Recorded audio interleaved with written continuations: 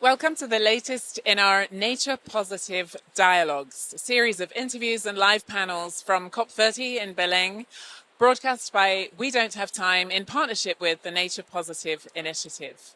And I'm joined now by Ilona Szabó de Carvalho, who's co-founder and president of the Instituto Igarapé.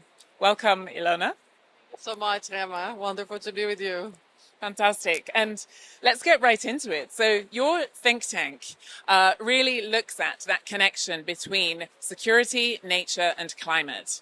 And could you perhaps explain a bit to us, how is criminality or its environmental impacts affecting the nature positive ambition? Yes, for sure. Might not be so straightforward when you hear it first, but we are here at the heart of the Amazon forest that all of us know that we have to save from deforestation. So to start, I want to say 90% or over 90% of deforestation in the Amazon is illegal. So it's driven by illicit economies or environmental crime that converge with non-environmental crime. And what happens is that this destabilizes this land use change and this deforestation, degradation of the forest, destabilize this biome. And instead, some parts of the Amazon that, of course, is a major carbon sink, starts to emit carbon. So just alters the ecosystem service that the forest has preserved. At the same time, when this happens and a lot of carbon goes to the atmosphere by just degrading or destroying this forest, you also contribute to accelerate climate change.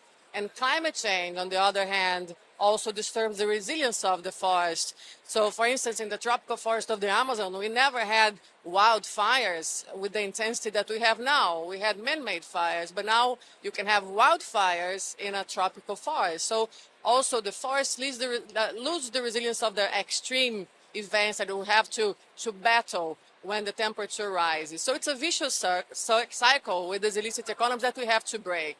So that's what, when we talk about the tropical forest in special, we have to understand that the link to illicit economies, to illicit supply chains, especially of commodities, is driving this deforestation.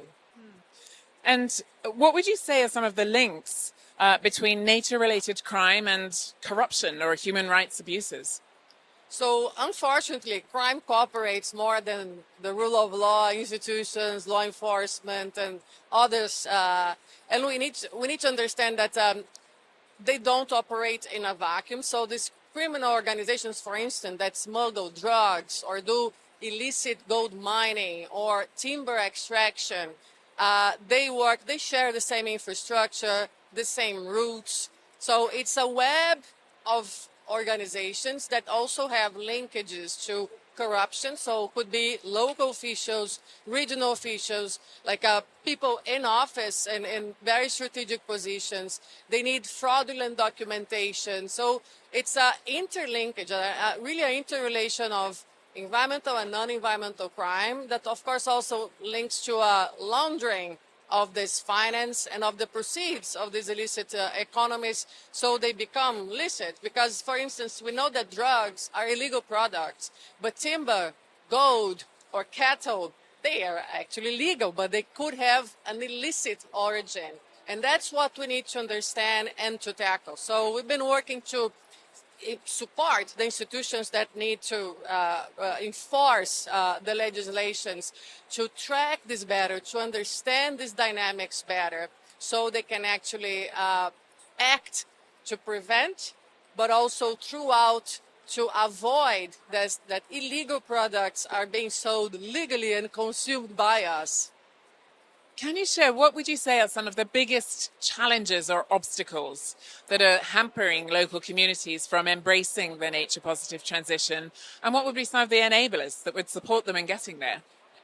This is a very important question because it deserves and actually needs a paradigm shift. We need to understand that peoples and forests coexist for a long time.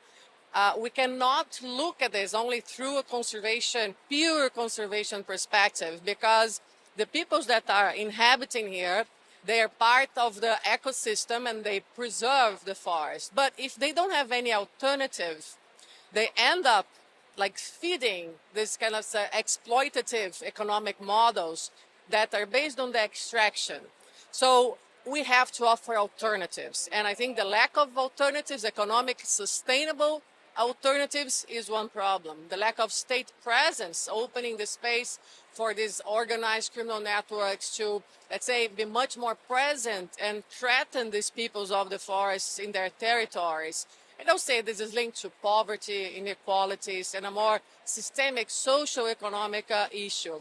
But on the good side, I think Brazil and other countries in the Amazon basin are really pioneering bioeconomies, which are the economies that are trying to revert this logic of exploitation and to work with nature, right? I mean, to be there for today, but also for the future generations. And I do believe that there is a lot already going on, that this can be scaled up in a way that alternatives are given, that we can also prioritize the cooperation for tackling these illicit economies, this environmental crime. And we're very happy that for the first time, we've been working a lot on the synergies between nature and climate. These issues are entering the action agenda, the Leaders Summit agenda, and I hope also we'll take a peek to the official negotiations, since they're so strategic to this balance of, to climate stability these days. So we're here in Belém, in Brazil, for COP30. What would you say are some of the really key areas of action that we need to see at this COP? And how do you see Brazil and the region really leaning into the leadership of that?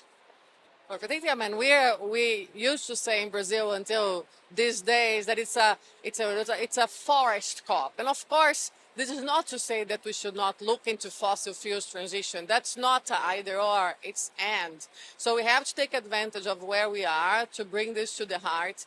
And Brazil is pioneering not only bioeconomies, but nature finance models to just start valuing nature, going beyond carbon. Carbon markets are very important to this equation, but we need to go beyond nature. So Brazil is pushing also for a novel financial instrument called the Tropical Forest Forever Facility, the TFFF.